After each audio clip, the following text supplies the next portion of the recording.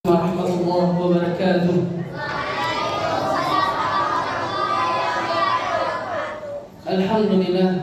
Alhamdulillahilladzi bi ni'matihi tatimmus shalihat.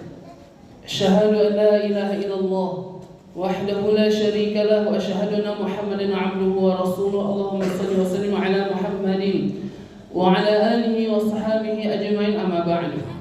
Kaum muslimin wal muslimat dan anak-anak yang dimuliakan Allah Subhanahu wa taala, di samping kanan ambo ini, saya ini, Ustadz ini adalah Khalid Ibrahim Al-Fihadi LCMA.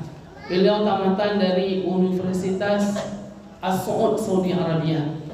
Beliau adalah seorang mu'allim dan memiliki sekolah di Qasim. Qasim ini daerahnya antara Madinah dan Jeddah, Provinsi Qasim. Beliau ini adalah seorang PNS, pegawai Saudi Arabia, ditugaskan menjadi wakil kepala sekolah. Beliau ini adalah teman saya pribadi di Saudi waktu di Saudi kemarin, dan banyak beliau memfasilitasi ambo pribadi dalam kebaikan. Insyaallah taala pada kesempatan malam hari ini beliau akan memberikan nasihat kepada kita semuanya tentang muhimmatul walid an tarbiyatil aulad. Pentingnya peran orang tua dalam pendidikan anak. Insyaallah beliau akan kita dapatkan ilmu. Kalau ada bermanfaat kita catat. Selesai nanti pembelajaran atau tausiah dari beliau, yang ingin bertanya langsung berbahasa Arab silakan, atau yang berbahasa Indonesia insyaallah saya akan terjemahkan, dan begitu juga perkataan dari beliau akan ambo terjemahkan. Al-Syekhna tafadhal mashkura. Assalamualaikum warahmatullahi wabarakatuh. Warahmatullahi bikum jami'an ya akhwan. Beliau mengucapkan Assalamualaikum warahmatullahi wabarakatuh. Keselamatan kepada kita semua adalah bagian adab tak kalah seorang syekh memberikan awal dari nasihatnya. Kemudian beliau mengatakan sesungguhnya beliau mencintai kita karena Allah Subhanahu wa taala. Wa as'alullah subhanahu wa ta'ala an yus'idakum fid dunya wal akhirah. Beliau memohon kepada Allah Subhanahu wa taala, meminta kepada Allah Subhanahu wa taala semoga kita dapat bahagia, menggapai kebahagiaan di dunia ini dan di akhirat kelak. Wa an yusliha qulubana wa qulubakum. Semoga Allah Subhanahu wa taala memperbaiki hati kita, perbaiki hati kami dan yang berdiri di sini, dan hati kita semuanya hadir dalam kebaikan. Wa an yuslih lana dhurriyyatina. Semoga Allah Subhanahu wa taala memperbaiki keturunan kita. Artinya di sini memperbaiki keturunan kita dalam ketaatan kepada Allah Subhanahu wa taala. Wa an yajma'ana wa iyyakum fi jannatin wa nahar. Semoga Allah Subhanahu wa taala yang kita berkumpul hari ini, semoga Allah kumpulkan juga kita kelak di akhirat kelak di surganya Allah Subhanahu wa taala yang mengalir di bawahnya sungai-sungai. Bismillahirrahmanirrahim. Walhamdulillahi rabbil alamin wa sallallahu wa sallam ala nabiyyina Muhammadin wa ala alihi wa sahbihi ajma'in. يقول الله تعالى يا أيها الناس اتقوا الله اتقوا ربكم الذي خلقكم من نفس واحدة وخلق منها زوجها وبث منهما رجالا كثيرا ونساء واتقوا الله الذي تساءلون به والأرحام إن الله كان عليكم رقيبا. Pertama, beliau bersyukur kepada Allah, memuji kepada Allah Subhanahu wa taala atas segala nikmat. Kemudian tak lupa berkahnya majelis ini kita bersalawat kepada Rasulullah sallallahu alaihi wasallam. Kemudian beliau membaca doa atau membaca ayat Al-Qur'an di dalam surah An-Nisa yang dinamakan juga tentang khutbah hajah. Khutbahnya hajatnya Rasulullah sallallahu alaihi wasallam dengan firman-Nya, "Ya ayuhan nas, ittaqu rabbakum alladzi khalaqakum min nafsin wahidah." Wahai manusia, wahai orang-orang yang berada di sini, wahai orang-orang yang beriman kepada Allah, wahai manusia, bertakwalah kita kepada Allah, karena kita diciptakan dari yang satu, yakni diciptakan dari Adam alaihissalam. Wa khalaqa minha zawjaha, dan Allah telah jadikan juga pasangan Adam alaihissalam, yakni Hawa, dan Allah Subhanahu wa taala menyebarkan keturunannya, yakni keturunan Adam dan Hawa. Ikhwati usikum. Saudara-saudaraku yang dimuliakan Allah, saya memberikan wasiat kepada antum semuanya. تذكروا أحبتي في الله أن هؤلاء الأبناء هي نعمة من الله سبحانه وتعالى. Ibu bapak yang dimuliakan Allah, beliau memberikan wasiat kepada kita, memberikan pesan kepada kita. Sesungguhnya anak-anak kita adalah bagian amanah dari Allah Subhanahu wa taala. وهبها الله لكم. Dan semoga Allah Subhanahu wa taala mencintai antum semuanya, kita semuanya, karena ada karunia besar dari Allah Subhanahu wa taala, yakni hadirnya anak dalam kehidupan. تذكروا أن هذه النعمة من الله وحده سبحانه وتعالى. Ingatlah ibu bapak, hadirnya anak kita dalam kehidupan kita, menghiasi rumah tangga kita, yakni anak buah hati kita. Ketahuilah, ini kelak Allah pertanyakan nanti pada hari kiamat. يقول علي بن أبي طالب رضي الله عنه: ربوا أبناءكم بزمانهم فإنهم ولدوا في زمان غير زمانكم. Ali bin Abi Thalib berkata, "Mada qala Ali?" ربوا أبناءكم بزمانهم فإنهم ولدوا في زمان غير زمانكم أنتم. Sesungguhnya anak-anak kalian yang lahir pada hari ini tidak ada pada zaman sebelumnya. Artinya anak kita hari ini, ibu bapak, sesuai dengan perkataan Ali bin Abi Thalib, adalah yang dilahirkan dan Allah takdirkan hadir bersama kita, dan kelak Allah akan minta pertanggungjawaban di akhirat kelak. أوصيكم يا أحبتي في الله أن نتقي الله في أولادنا أولا. Wahai hamba-hamba Allah, wahai orang tua, wahai orang-orang yang memiliki anak, Syekh mewasiatkan, bertakwalah kita kepada Allah. Bertakwalah kita kepada Allah dengan masalah anak, dengan masalah amanah besar yang Allah Subhanahu wa taala berikan kepada kita. لصلاح الأبناء يا أخوان عدة أسباب. من أسبابها أول سبب هو الدعاء لهم.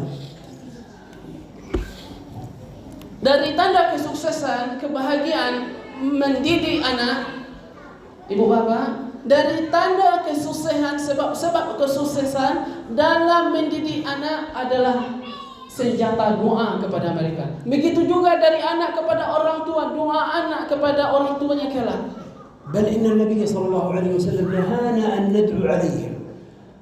Bahkan kita diperintahkan, ibu bapak, seperti yang Abu jelaskan tadi, untuk mendoakan kebaikan-kebaikan kepada anak kita. Dan Nabi Sallallahu Alaihi Wasallam melarang kita mendoakan keburukan kepada anak kita, apalagi seorang ayah yang doanya makbul kepada anaknya. قال صلى الله عليه وسلم: لا تدعوا على أبنائكم ولا أموالكم فإنها قد توافق ساعة استجابة فيستجاب لكم. Nabi Sallallahu Alaihi Wasallam mengatakan, jangan sekali-kali engkau berdoakan buruk, mendoakan keburukan kepada anak-anak kalian. Begitu juga kepada harta-harta kalian. الدعاء لهم بأن الله يصلح لك نيتك وذريتك. Yang harus kita doakan, ibu bapak, wali murid yang dimuliakan Allah, bagaimana anak-anak kita baik, bagaimana anak-anak kita diperbaiki oleh Allah Subhanahu wa taala, bagaimana anak-anak kita bisa beribadah kepada Allah Subhanahu wa taala, dan ini tentu adalah amanah yang Allah titipkan kepada kita. وأوصيكم أحبتي في الله أن انظر إلى مطعمك ومشربك أن يكون حلالا. Ibu bapak yang dimuliakan Allah, masalah tentang anak, masalah kita tentang keturunan kita, hati-hati kata Syekh. Syekh mewasiatkan, hati-hati status makanan yang kita bawa di rumah. Status makanan dan minuman yang kita bawa di rumah. Apakah makanan ini halal yang kita berikan kepada anak kita, atau minuman ini halal yang diberikan kepada kita, kepada anak kita, atau barang ini, harta ini yang kita berikan kepada anak kita statusnya haram, atau barang ini syubhat. Hati-hati ibu bapak. Syekh mengatakan hati-hati dalam masalah makanan yang kita bawa ke rumah untuk konsumsi anak-anak kita. يقول النبي صلى الله عليه وسلم: أيما جسد نبت على السحت فالنار أولى به. Hati-hati ibu bapak. Kata Nabi Sallallahu Alaihi Wasallam, kulit atau badan kita yang hadir, yang tumbuh berkembang dari yang kita berikan kepada anak-anak kita dan diri kita pribadi dari perbuatan haram, cukuplah neraka untuk membasminya kelak pada hari kiamat, menghancurkannya kelak pada hari kiamat. Contohnya banyak, Bapak, riba, hati-hati itu. وقع في حديث ابن عباس رضي الله عنه عن النبي صلى الله عليه وسلم أنه قال: أشعث أغبر يمد يديه إلى السماء ويقول: يا رب يا رب، ومطعمه حرام وملبسه حرام وغذي بالحرام. فيقول النبي صلى الله عليه وسلم: فأنى يستجاب له؟ أي كيف يستجاب لهذا؟ Dalam sebuah hadis Nabi sallallahu alaihi wasallam dari Abdullah bin Abbas radhiyallahu anhuma mengatakan, ada seseorang yang berdoa kepada Allah Subhanahu wa taala, "Ya Rabb, wahai Tuhanku, ya Rabb, wahai Tuhanku, ya Rabb, wahai Tuhanku."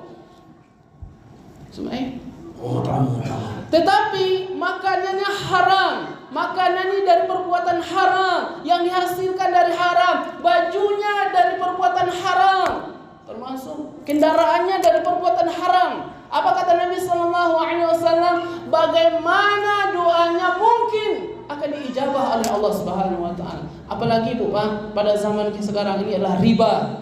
Riba. Hati-hati Bu, Pak. Ini adalah perbuatan yang haram.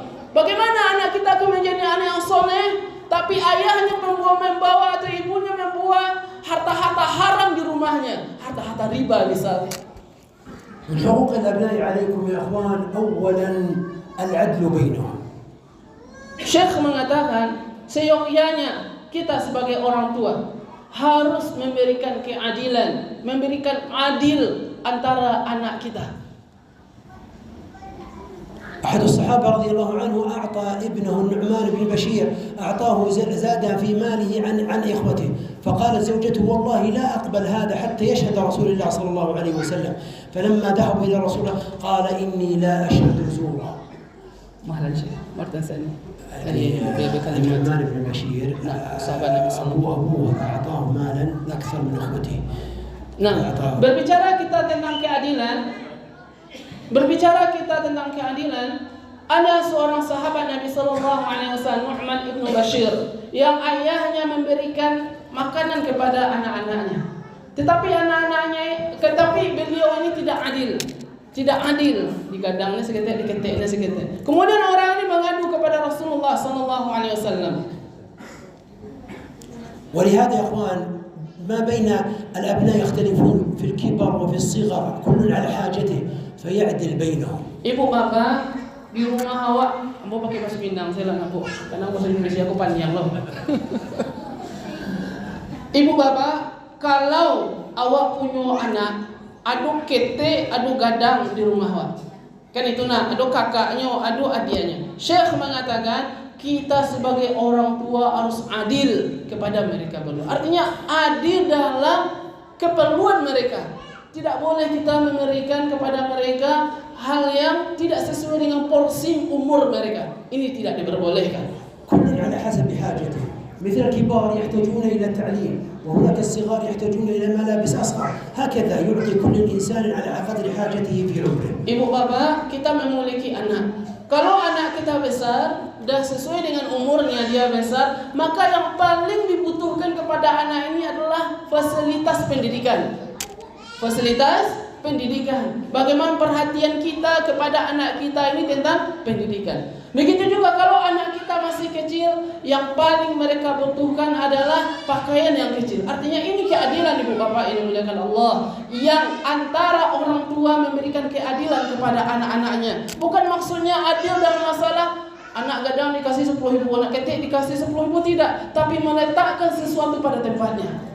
ومن حقوق الأبناء عليكم يا أخوتي أن الإنسان يربيه على التربية التي شرع الله سبحانه وتعالى. Ketahuilah Ibu Bapak yang dimuliakan Allah, yang paling dibutuhkan oleh anak-anak, yang dibutuhkan oleh manusia, calon manusia yang akan besar di kemudian hari adalah tarbiyah, pendidikan. Dari siapa? Kewajiban ayah.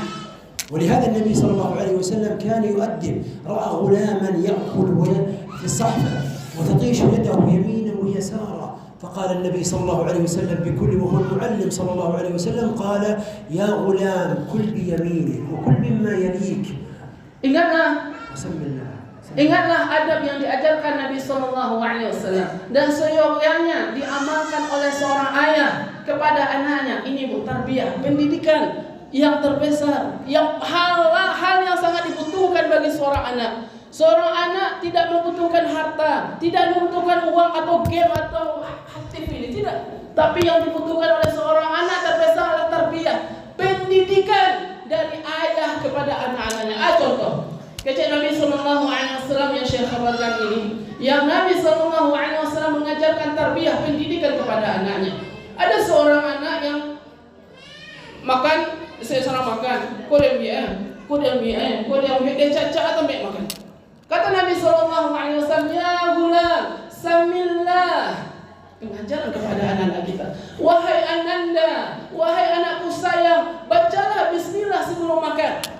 Kul biyaminik, makanlah dengan tangan kanan. Wa kullu mimma yalik, makanlah dari yang terdekat darimu. Ini apa kaum muslimin? Kebutuhan anak adalah kebutuhan tarbiyah, pendidikan, mengajarkan adab, bukan sebagian orang tua terkadang kalau paniang dikasih HP selesai. Ini tidak boleh kaum muslim. Tidak boleh. Yang dibutuhkan oleh seorang anak apa? Pendidikan dari siapa? Dari ayahnya. إذا اجتمعتم على الطعام أنت وأبنائك قل يا أبنائي قولوا بسم الله، وإذا انتهوا من طعامهم قولوا الحمد لله. هكذا علموهم يا أخوان على التربية الذي شرع لنا رسول الله صلى الله عليه وسلم. Ibu bapak, khusus kepada seorang ayah, Syekh mengatakan, kalau anak-anak kita lagi makan bersama, maka ajarkanlah kepada anak-anak kita itu, wahai ananda, bacalah bismillah. Bacalah bismillah. Sebagaimana hadis Nabi Sallallahu Alaihi Wasallam tadi. Kalau dah selesai ya ananda, katakan alhamdulillah. Dah selesai makan, ajarkan kepada anak kita alhamdulillah. Ini sungguh kaum muslimin, tarbiyah, pendidikan, hal yang sangat penting bagi anak. Daripada harta, daripada yang lain adalah pendidikan. Pendidikan apa? Pendidikan adab. Terkadang ada anak yang salah adabnya disalahkan guru di sekolah. Itu salah tuh. Ketika ada anak salah adabnya, yang wajib, yang harus bertanggung jawab yang pertama adalah ayahnya. Karena kewajiban seorang ayah mengajarkan anaknya, bukan tanggung jawabmu. Ayuhal aba, antum qudwah. Wahai bapak-bapak, wahai yang memiliki anak, wahai ayah-ayah, ketahuilah antum ini, kita semua ini sebagai ayah, apa? Contoh yang paling utama. Contoh yang paling utama. Bukan contohnya dari guru, bukan contohnya dari lain. Ayahnya contoh yang pertama, qudwah. Antum qudwah. Al-ibnu yanzur ilayka annaka anta mithla Rasulillah indahu. Perhatikanlah, ibu bapak yang dimuliakan Allah, seorang ayah adalah suri tauladan bagi anak-anaknya. Tak kala anak-anaknya melihat perilaku ayahnya yang seperti ini, dia akan contoh ayahnya. Maka ibu bapak yang dimuliakan Allah, seorang ayah maupun ibu adalah qudwah, contoh untuk anak-anaknya. Peran orang tua sangat besar dalam pendidikan anaknya. إذا كنت يا أيها الأب تصلي سيصلي ابنك فأنت قدوة. Perhatikan ibu bapak yang dimuliakan Allah, andai kita mengajak anak kita, wahai anakku sayang, sholatlah kamu. Pasti yang harus kita lakukan pertama, kita yang pertama sholat. Kita yang pertama sholat. إذا كنت أنت الأب تدخن أمام أبنائك قد ابتلاك الله بالدخان ثم تدخن ما سيدخن أولادك. Kalau awak seorang ayah merokok, dukhan, smoking kan, smoking, pasti anaknya akan mengikuti itu. Masuk awak di mungkuan anak membuat rokok aja dah. Bagaimana pandangan anak-anak kita merokok? Padahal rokok itu syariat Islam hukumnya haram, tidak diperbolehkan. Dan itulah haram kaum muslimin, bukan makruh, haram. Bagaimana kita akan menjadi qudwah untuk anak-anak kita demikian itu? إذا ابتلاك الله في الدخان أو ابتلاك في معصية يا أخوتي لا تفعلها أمام أولادك أبدا ولا أمام الناس. اجعل بينك وبين الله هذه المعصية. Ibu bapak, andai kita sekarang candu rokok atau melakukan maksiat, ya, jangan sampai kita berada di depan anak-anak kita. Di depan anak-anak kita. Kita harus merahasiakan maksiat kita ini antara kita dan Allah saja. Jangan sampai perlakuan jelek kita, maksiat yang kita lakukan, termasuk merokok, menyebarkan asap-asap di tengah keluarga kita, akan dicontoh oleh anak-anak kita. يقول النبي صلى الله عليه وسلم كل أمتي معافى إلا المجاهرون، يعني سيعافى هذا الرجل الذي لا يستتر عن الناس ويستتر في هذه المعصية، سيعافيه الله تعالى. مرة ثانية شيخ كل أمتي معافى إلا المجاهرون. Nabi SAW mengatakan, kullu ummati mu'affa, sesungguhnya seluruh kesalahan-kesalahan umatku akan terhapusi, akan terampuni.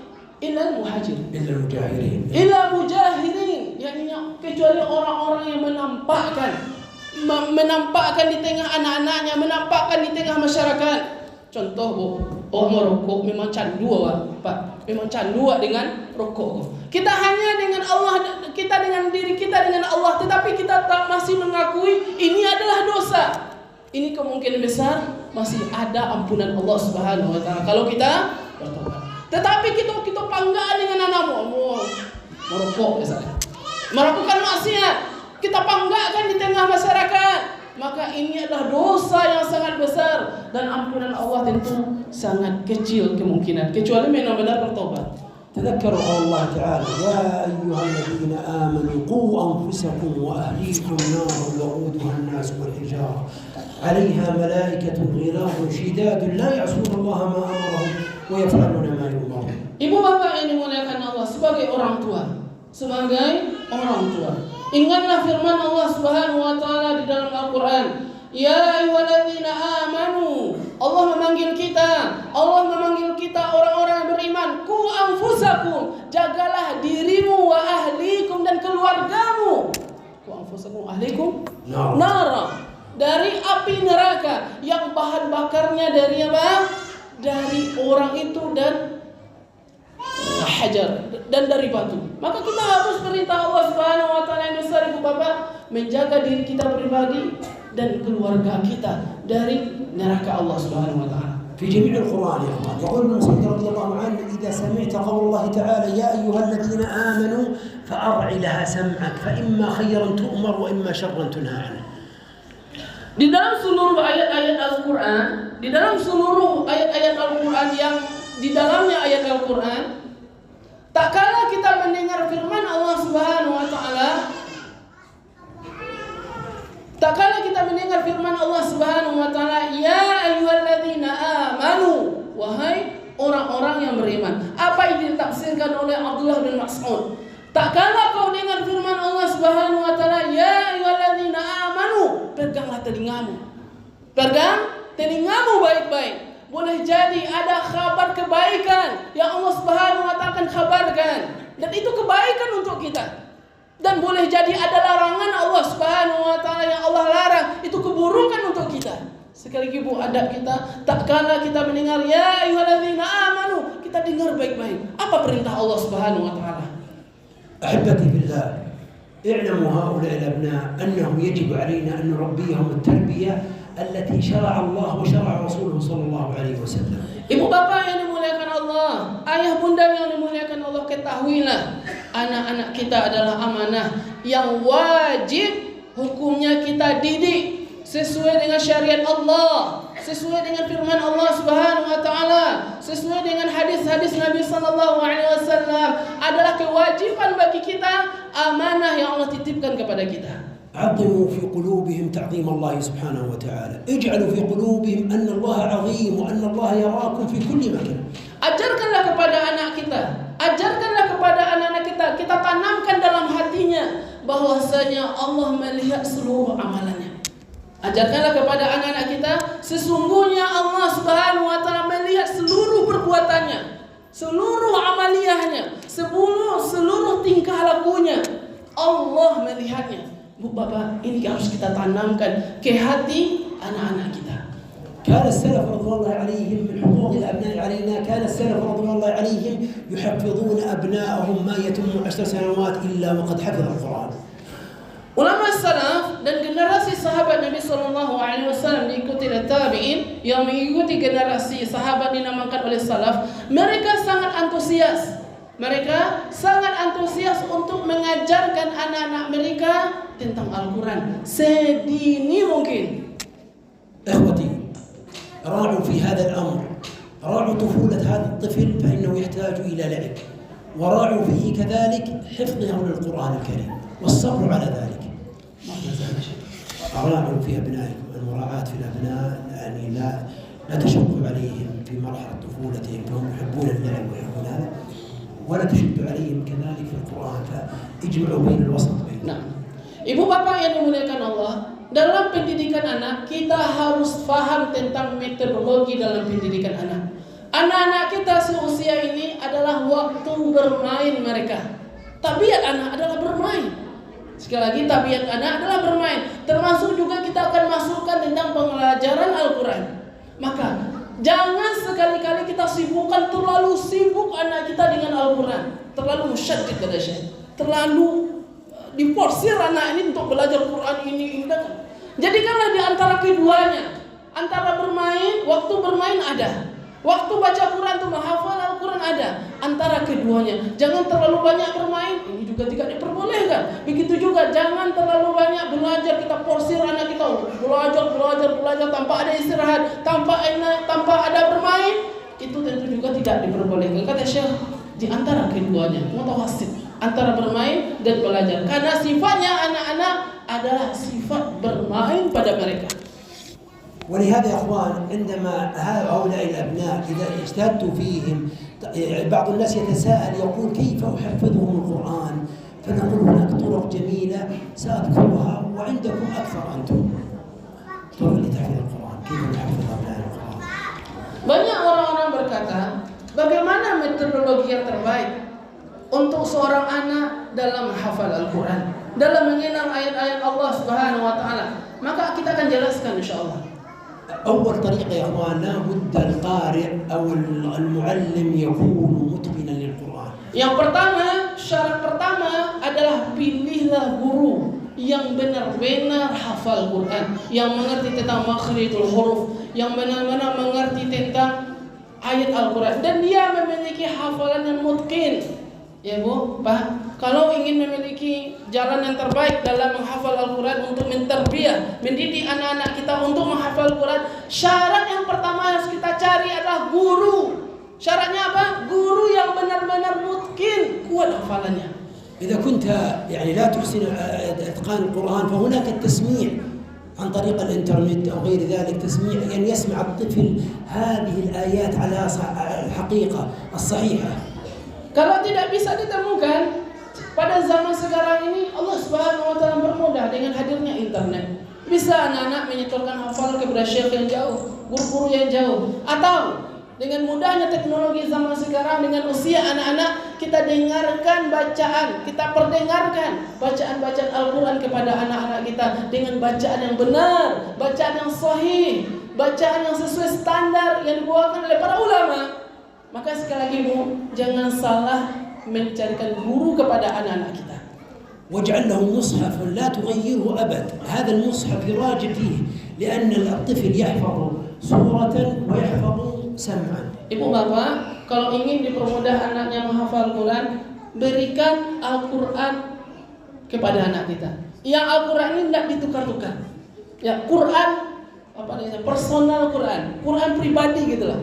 Quran pribadi kepada anak-anak kita. Setakala dia menghafal Quran dengan Al-Quran pribadinya, terkadang anak datang sampai mengaji, nak bawa Quran lah, ambil Quran masjid. Ini sebenarnya tidak diperbenarkan. Salah dalam metodologi menghafal Quran. Seyogyanya anak membawa Al-Quran pribadinya ke masjid ini. Kemudian tak kala dia membaca Al-Quran, dia tahu pojok-pojok tertentu dalam hafalannya. Dia mengenal pojok ini adalah Quran saya, karena ini adalah Quran saya. Dengan sebab ini hafalan mereka akan kuat. واختاروا الوقت المناسب وأفضل الأوقات بعد صلاة الفجر. Bu, Pak, yang dimuliakan Allah, waktu yang terbaik untuk mengajarkan anak-anak kita Al-Quran kapan? Waktu selesai sholat subuh. Kewajiban siapa kira-kira? Kewajiban siapa Bu minta? Orang tua ya. Ayahnya waktu yang terbaik mengajarkan anak-anak kita pas selesai sholat subuh. Ini adalah waktu terbaik untuk mengajarkan anak-anak kita, mentalkinkan anak-anak kita dengan Al-Quran. كذلك في الخيار لما يحفظ القرآن كيف طريقة الحفظ؟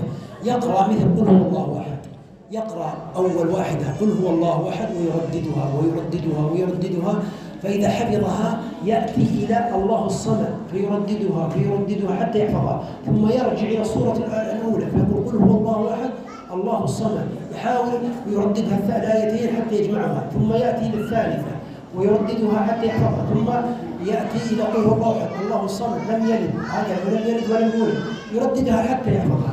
Bagaimana cara pengajaran Quran kepada anak-anak kita? Metodologi pengajaran Quran kepada anak-anak kita, Syekh menceritakan seperti ini.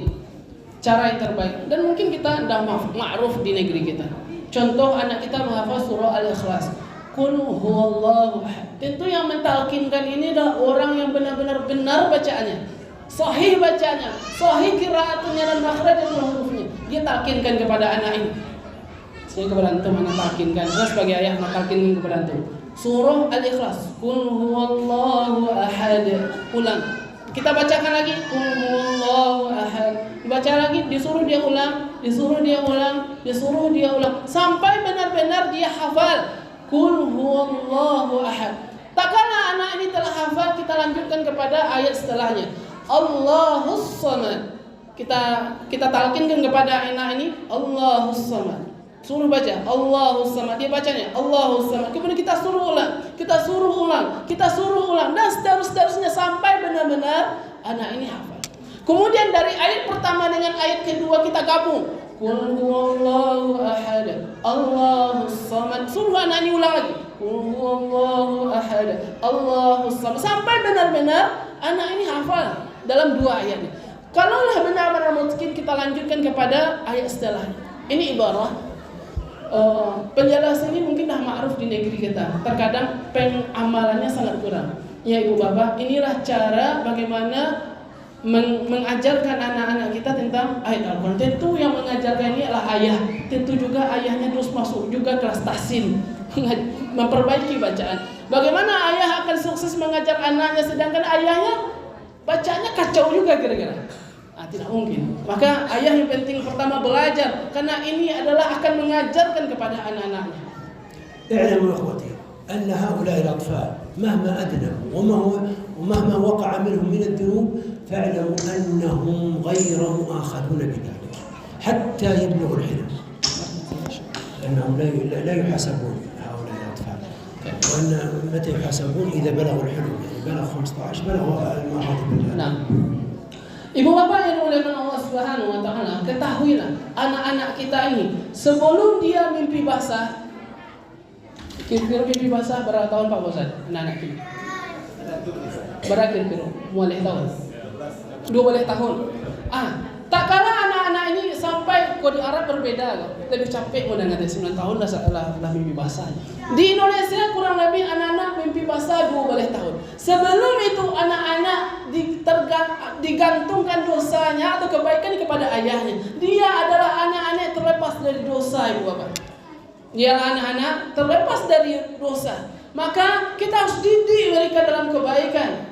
Kita ajarkan ini dosa anak, ini pahala anak, dan segala macam tentang ulum syariat. Tak kala anak kita telah mimpi basah, kurang lebih orang Indonesia 12 tahun, maka harus kita ajarkan kepada mereka, di pundakmu telah diberikan pahala dan dosa. Kurang lebih seperti itu penjelasan saya.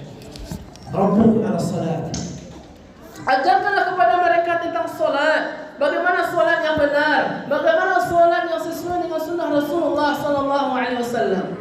ولهذا متى يؤمر الطفل، متى يؤمر بأي سن يؤمر بالصلاة؟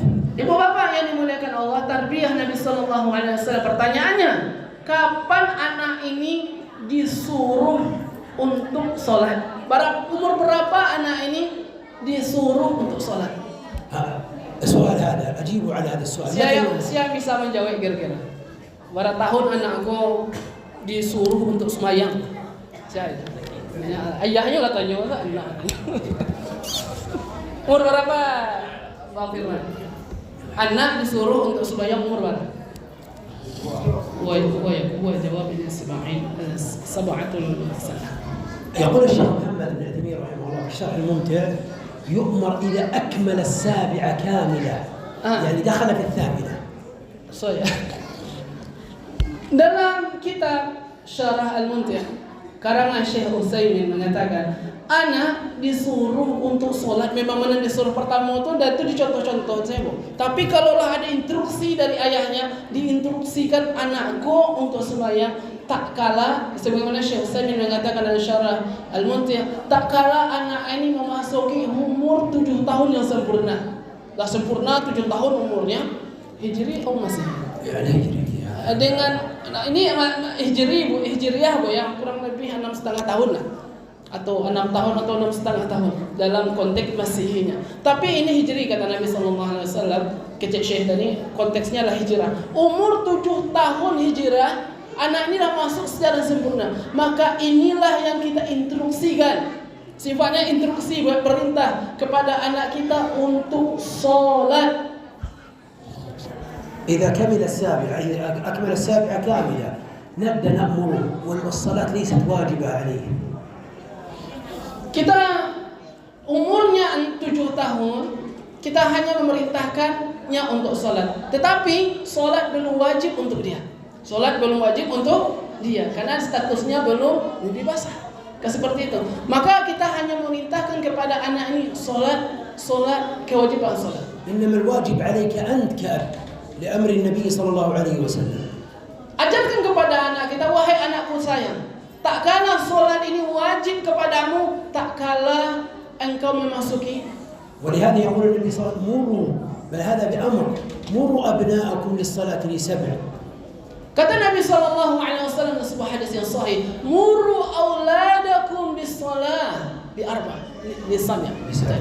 Suruhlah anak-anak kalian untuk mengerjakan solat tak kala masuk atau sempurna usia 7 tahun. Sekali lagi ini hitungan hijrah.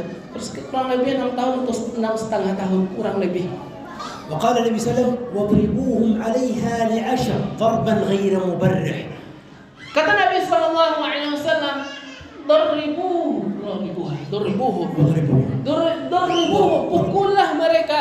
pukullah mereka tak kala mereka memasuki usia 10 tahun. Tak kala mereka memasuki usia 10 tahun. Sekali lagi bukan hitungannya Masehi, tetapi Hijri kurang lebih segera 9 atau 9,5 tahun. Nak joni melakukan solatnya, diperintah Nabi SAW untuk pukulnya. Syekh mengatakan pukulan yang tidak menyakiti. Nak boleh memukul wajahnya atau memukul paruhnya. Boleh kita pukul tangannya atau kakinya sesuai dengan syariat Islam atau pinggulnya. Dalam ilmu metodologi pendidikan, dari seorang guru kepada anak muridnya atau seorang ayah kepada anaknya, diperbolehkan memukul anak cuma di bawah lutut dan tangan. Antara wajah sampai kemaluan itu dilarang, haram hukumnya memukulnya. والصلاة ليست بواجبة، إنما أنت يجب عليك أن تفعل هذا الأمر لابنك. والهدف من كلام النبي صلى الله عليه وسلم والحكمة من ذلك حتى يتعلم الطفل على الصلاة من صغره. Tujuannya apa? Supaya anak-anak ini terbiasa untuk sholat, mengerti tentang pentingnya sholat, mengerti tentang keutamaan sholat. Tujuannya cuma demikian. Tapi sholat baginya belum wajib. Sholat baginya belum wajib. Karena kaidah Syekh mengatakan tadi, tak kala anak ini telah mimpi basah, baru anak ini dikatakan wajib melaksanakan sholat. وأوصيكم يا أخوان بإذا كذلك تعليمهم الطهارة وتعليمهم الآداب. تكلم الطهارة. نعم فاهم. Syekh mengatakan kepada kita, mewasiatkan kepada kita bagi ayah dan ibu, ajarkanlah anak-anak kita tentang bagaimana taharah. Terkadang anak awak tembak sembarangan, saya kan. Itu pendidikan dari ayah yang kurang. Tembak. Itu pendidikan dari ayah yang kurang. Itu tanggung jawab ayah loh, bukan tanggung jawab ibu, bukan tanggung jawab guru gitu lah. Tanggung jawab ayah. Maka Syekh mengingatkan, ajarkanlah anak-anak kalian yang pertama adalah masalah taharah.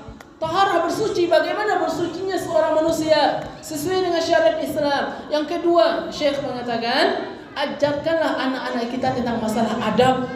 Adab. Sekali lagi Bu, terkadang bukan orang aktivis pendidikan juga.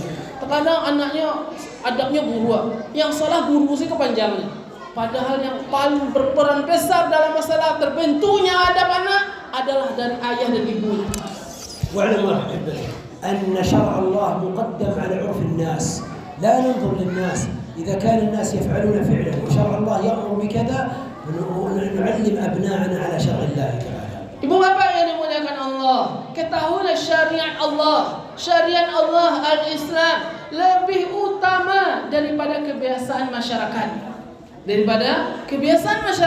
Kita harus dahulukan syariat Allah Subhanahu wa taala sesuai dari Al-Qur'an dan Sunnah Nabi sallallahu alaihi wasallam, melebihi dan diutamakan daripada kebiasaan masyarakat.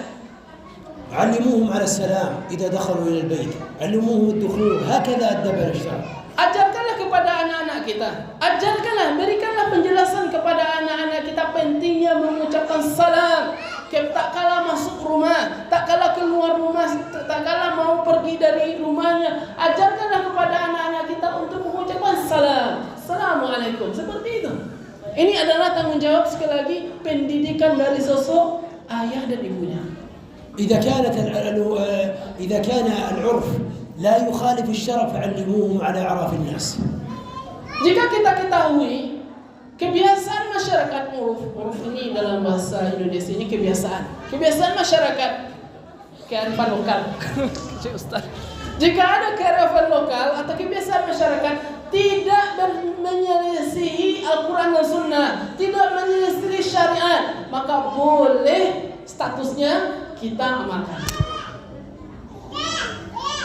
وأوصيكم يا أخوان، أوصيكم بالرحمة، فالنبي صلى الله عليه وسلم كان رحيم. يقول النبي صلى الله عليه وسلم: من لا يرحم لا يرحم. Syekh mewasiatkan kepada kita sebagai ayah dan ibu, mewasiatkan kepada kita seyogianya kita memiliki sifat rahmah, artinya lemah lembut, Bu. Lemah lembut dalam mendidik anak, bukan orang tua yang karih hati, karih tangan dan segala macam. Menjadi orang tua ini camihnya terkadang. Jangan, dilarang Nabi sallallahu alaihi wasallam. Kita diperintahkan, Syekh mewasiatkan kepada kita, kepada orang tua untuk memiliki sifat lembut, rahmah dalam pendidikan anak. Maka kata Nabi sallallahu alaihi wasallam. Di hadis Anas radhiyallahu anhu, "Man la yarham la yurham." Kata Nabi sallallahu alaihi wasallam, "Ma la yarham la yurham." Siapa yang tidak memberikan kasih sayang, kelembutan, maka dia tidak dikasih sayang oleh Allah. ومن كمال الرحمة أن تنجيهم من عذاب الله تعالى وتكون أنت سببا في دخولهم الجنة. من كمال رحمة الله سبحانه وتعالى، من كمال الرحمة أن الإنسان يدعو أبنائه إلى فعل الطاعات حتى يدخلوا الجنة، وهذه من رحمة الإنسان. Dan dibentuk rahmat seorang ayah, seorang ibu kepada anak-anaknya, bagaimana anak-anaknya ini mudah masuk surga, terhindar dari neraka. Ini adalah bentuk rahmat seorang orang tua kepada anak-anaknya. Karena sayangnya ayah itu ke anaknya ditunjukkannya lah, ikut jalan ke surga nah. Ini jalan yang terbaik nah. Ya, itu Bu, Bapak ini mengatakan Allah. أوقظهم لصلاة الفجر كما توقظهم للتعليم، أوقظهم لصلاة الفجر، فصلاة الفجر أولى من التعليم هذا. أوقظهم لصلاة الفجر، إيقاظهم لصلاة الفجر، فإن إيقاظهم لصلاة الفجر أولى وأعظم من قضية التعليم والمدارس وغيرها. صلاة الفجر يعني أعظم من التعليم، صح؟ يعني أداء الصلاة أعظم من كل شيء من الدنيا. نعم. Ajarkanlah kepada anak-anak kita, tekankanlah kepada anak-anak kita tentang masalah solat fajar. Solat fajar itu apa Bu Pak? Solat yang dilakukan 2 rakaat sebelum. Kata Nabi sallallahu alaihi wasallam, solat fajar lebih baik daripada dunia dan seisinya. Ajarkanlah kepada anak-anak kita solat fajar nak. Solat fajar adalah lebih baik daripada kita belajar. Sekarang taklim tadi ya. Kalau salah mohon diluruskan. Solat fajar lebih baik daripada pendidikan, lebih baik daripada kita belajar. Karena apa? Solat fajar yang dikatakan Nabi sallallahu alaihi wasallam lebih baik daripada dunia dan seisinya. ثم أوصيكم في نهاية وخاتم الدعاء لا تنسوا الدعاء لأبنائكم، ادعوا لهم بكل ما استطعتم. Ibu bapak yang dimuliakan Allah, jangan senantiasa, jangan kita lelah, jangan kita bosan mendoakan anak-anak kita. Mendoakan anak-anak kita dalam kebaikan. Apalagi sebuah hadis Nabi sallallahu alaihi wasallam mengatakan doa yang makbul, doa ayah kepada anaknya. Doa ayah kepada anaknya, doanya makbul. Jangan kita bosan. Sekali lagi Syekh mengatakan untuk mendoakan anak-anak kita. يقول الله تعالى والذين آمنوا واتبعتهم ذريتهم بإيمان ألحقنا بهم ذريتهم. Sebagaimana Allah Subhanahu wa taala mengatakan walladzina amanu wattaba'atuhum dzurriyyatuhum. Orang-orang yang beriman yang diikuti oleh keturunan mereka alhaqna bihim dzurriyyatuhum. Artinya itu apa? Sebab yang kalau nggak salah pelajari tafsir dulu. Sebab anak ini, sebab hadirnya anak ini adalah yang paling utama sebab kita masuk surga. Sebabnya orang-orang mukmin masuk surga karena adanya dzurriyyah, keturunan. Alhaqna bihim, lebih berhak karena mereka ini kita bisa masuk surga. من كمال النعمة في دخول الجنة إذا دخل الرجل الجنة من كمال النعمة أن الله يلحقه بذريته إذا آمنوا هؤلاء معه فإنه يلحقهم معهم في الجنة ويكون في منزلة واحدة. Kebahagiaan yang sempurna, kebahagiaan yang tinggi tak kalah seseorang dengan keturunan-keturunan mereka, keturunan-keturunan orang ini bisa masuk surga secara bersama. Artinya nikmat, kebahagiaan bagi seorang ayah melihat anaknya juga masuk surga. Dan begitu juga seorang anak melihat ayahnya juga masuk surga. Tentu sesuai dengan firman Allah tadi, ku anfusakum wa ahlikum nara. Ini soal wajib. Soal wajib.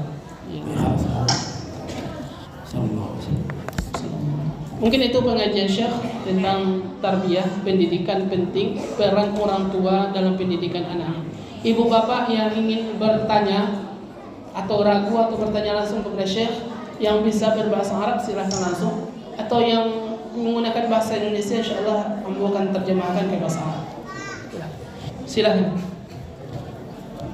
Assalamualaikum warahmatullahi wabarakatuh. Nah, Syekh, ada Syekh. Alastu Syekh. Bagaimana metode yang baik mengajarkan Al-Quran ke anak sampai 5 tahun?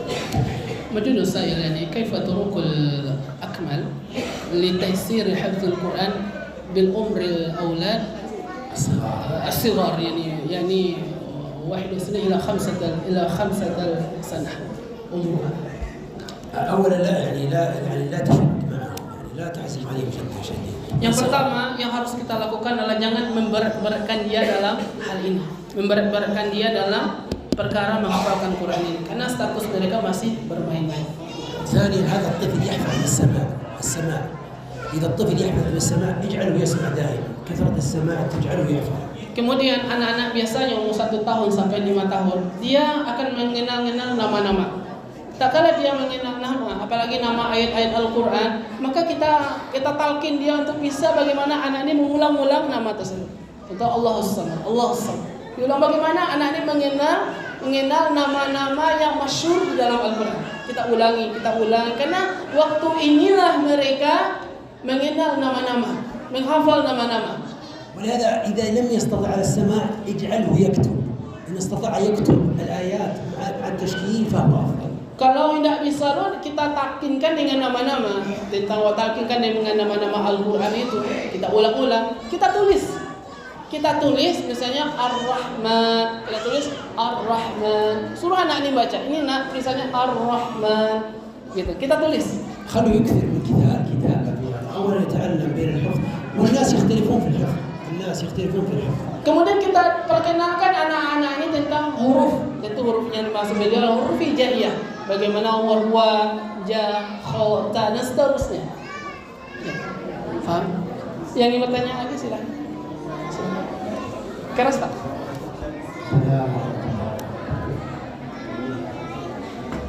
Tadi saya bilang tidak boleh memforsir anak dalam Al-Quran. Jadi kan di masjid ini kan ada penjelasan kan mulai dari pagi sampai malam. Jadi kalau subuh itu ada tahfiz subuh, terus ada asar, ada belajar bahasa Arab, terus ada maghrib yang biasa itu شيخ مدير الشيء يعني كما قلت آنفا لا تشد الوقت الصغير إلى القرآن أو كما قلت المتوسط بين العمل والتعليم يعني. ولكن في هذا المسجد وقت ضيق جدا كل يوم دراسة بعد الصبح دراسة بعد الظهر دراسة بعد المغرب اختلاف هذا القرآن هذا أو لغة عربية وهذا علوم الدين. ما نصيحتكم للوقت الصغير؟ الصغير الآن حفظه الآن يبدأ بدايته. بسم الله الرحمن الرحيم. طبعا هذه طريقة يعني هذه عرفكم أنتم تمشون على عرفكم فامشوا على عرفكم أنتم. العرف يعني هذه طريقتكم أنتم في أندونيسيا طبيعة هذه كل إنسان يمشي على عرفه على بلده. Sebenarnya kalau inilah kebiasaannya di Indonesia ini seperti ini atau di masjid ini seperti ini masa lanjutkan. Inilah uruf kebiasaan yang mungkin ini baik, tapi kalau di negara beliau mungkin berbeda di sana. Beliau menggabungkan antara anak-anak ini ada waktu bermainnya, ada waktu belajarnya. Kalau ini urufnya baik, menurut pakar-pakar di sini, guru-guru kita Ustaz Asrafi atau bang guru kita yang lain, ini adalah perkara baik, maka lanjutkan. Ini mungkin kebiasaan yang baik. Tapi ingat kata Syekh, waktu anak-anak adalah waktu bermain. Ya waktu bermain. Kita jangan diporsir anak ini begitu banyak dalam belajar. Tentu ini menghilangkan waktu bermainnya. Seperti itu kira-kira. خلاص. أنا أقول يا أخوان يعني مثل هذا الرجل يعني إذا رأيت الطفل عنده إقبال للقرآن أن تعظم القرآن في قلب هذا الطفل وإذا رأيت منه إقبال حفز منه. Kalau ada kita temukan anak kita sangat antusias ya dengan Al-Quran, enak mau main misalnya, Quran sifat gamnya kan, maka ini juga jangan juga kita salahkan. Ya, mungkin memang hobinya mungkin seperti itu. Quran sifat ya kan. Ama itu tidak masalah juga. Tapi kalau misalnya uruf di negeri ini di Indonesia kata Syekh, kalau takah itu tidak masalah lanjutkan. Ini kebaikan. Tapi ingat sekali lagi Syekh mengatakan waktu anak-anak waktu bermain. جربوا الهدايا يعني اجعلوا هدايا بين اولادكم خلوا يتحفزون. الطفل يحتاج الى تحفيز. الطفل تحتاج تلفاز هدية يعني يريد يعني الاطفال اهدوا لاولادهم هدايا لأجل حفظ الصورة الفلانية. Anak-anak kecil, bagaimana cara memotivasi mereka dalam menghafal Al-Quran, menggenjot apa istilah? Menggenjot kemampuannya dalam menghafal Al-Quran, seyogyanya seorang ayah menyiapkan hadiah. Kalau kamu bisa hafal surat ini, ayah kasih sepeda misalnya atau hadiah. Ini memberikan motivasi kepada anak-anak kita untuk segera menyelesaikan hafalannya. Ini diperbolehkan. Ini memberikan kabar gembira kebaikan kepada anak ini untuk bersemangat dalam belajar Al-Quran. القرآن يحتاج إلى صبر والصلاة تحتاج إلى صبر. الله قال واستعينوا بالصلاة واستعينوا بالصبر والصلاة. بالصبر والصلاة يعني جعل الصبر مع الصلاة كذلك واستعينوا بالصبر والصلاة وإنها لكبيرة للعبد. كذلك قراءة القرآن يحتاج إلى صبر. Ibu bapak yang dimuliakan Allah. Al-Quran yang kita baca, yang kita ajarkan, kita wajib bersabar di atasnya. Al-Quran butuh kesabaran. Sebagaimana sholat butuh kesabaran. Allah Subhanahu wa taala mengatakan, "Wasta'inu bis-sabri was-shalah." Minta pertolonganlah kepada Allah dengan salat dan sabar. Allah gandeng. Wa innaha lakabiratun illa 'alal khashiin. Ini sangat berat. Orang yang sabar dengan solat dan sabar dengan solat ini dibutuhkan kesabaran sangat berat kecuali orang-orang yang khusyuk. Begitu juga kata Syekh, begitu juga tak kalah seseorang berinteraksi dengan Al-Quran butuh kesabaran yang besar. Yang ingin bertanya terakhir, fadhil Arabia, muasyarah fadhil. لا يتكلم باللغة عشان يفهمونه. إيه نعم. تفضل بالعربي.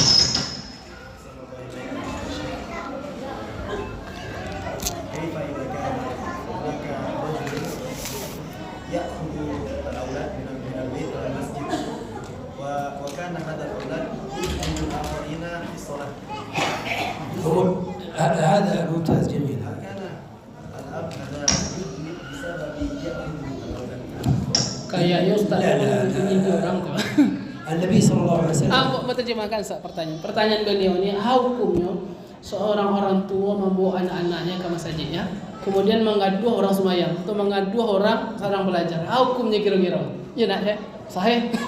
Tapi ibu bapak yang bawa anak jangan tersinggung. Ini hanya sebuah pertanyaan dan ilmu. النبي صلى الله عليه وسلم حمل أمامة رضي الله عنها وهو في الصلاة صلى الله عليه وسلم، وكان إذا ركع أو سجد أنزلها صلى الله عليه وسلم. هذا دليل حتى أن الحسن أو الحسين صعد على ظهره صلى الله عليه وسلم وهو يصلي فأطال بالصحابة رضي الله عنهم. Hukumnya belum mengatakan haram tidak. Merasa hukumnya boleh. Karena apa? Nabi SAW pada zamannya Rasulullah SAW membawa Usamah. Ya, Usamah. Tak kala Rasulullah SAW sholat, beliau naik ke tubuhnya gitu. Artinya ada kondisional anak-anak di masjid. Kondisional anak-anak di masjid diperbolehkan. أمامة تزوجها علي بن أبي طالب لما كبر، لكن أنا أقول للآباء إذا أتيتم إلى هذا المسجد مع أبنائكم الإخوان فعلموهم أدب المسجid. Ini bu, ingat bu, hukum membawa anak kete bermain-main di masjid hukumnya boleh. Tapi ingat kata Syekh, ada ingatannya, ajarkan kepada anak-anak kita bagaimana adab di dalam masjid. Tuh tanggung jawab tuh Pak. Adab di masjid, jangan angkat suara nak, jangan main-main nak. Itu hukumnya boleh. Malah inilah Baitullah, miliknya rumah Allah Subhanahu wa taala. Hukumnya boleh sebagaimana Umamah dibawa oleh Rasulullah SAW ke masjid kecil. Ya, tapi ingat ajarkan anak-anak kita adab tak kalah di masjid. اجعل ابنك، أنا لاحظت هنا يجعلون الأبناء الصغار بعيدين عن الرجال، أنا كما كان يفعل الشيخ محمد بن عثيمين، فكان الابن إذا كان يحسن الصلاة اجعله بجوارك. Syekh Utsaimin mengajarkan solusi bagaimana anak nak heboh ketika sembahyang. Ketika ada seseorang mau sembahyang, contoh, kau laki-laki orang dewasa berangkat, jadikan anak di sebelah safnya. Di sebelah laki-laki itu adalah anak ketek. Anak ketek. Kemudian ada laki-laki cek lain. Kemudian anak ketek. Kemudian ada laki-laki cek lain. Ini solusi. Ipit mereka supaya nak berbicara ketika sembahyang. Itu masalah solat tu. Ini penjelasan yang diberikan Syekh Shalih Utsaimin dalam, beliau ini murid Syekh Utsaimin, satu provinsi dengan beliau dan dekat rumahnya dengan beliau. Beliau menjelaskan ini adalah solusi untuk anak-anak ketika sembahyang tidak meribut di masjid. Karena anak-anak sifatnya main-main. Memang sifat anak-anak seperti itu. Tidak bisa kita lepaskan dari sifatnya anak-anak. Mungkin kita lebih parah dulu dah daripada mereka. Coba tidak bisa disalahkan. Mengharamkan anak-anak masuk masjid tidak boleh juga.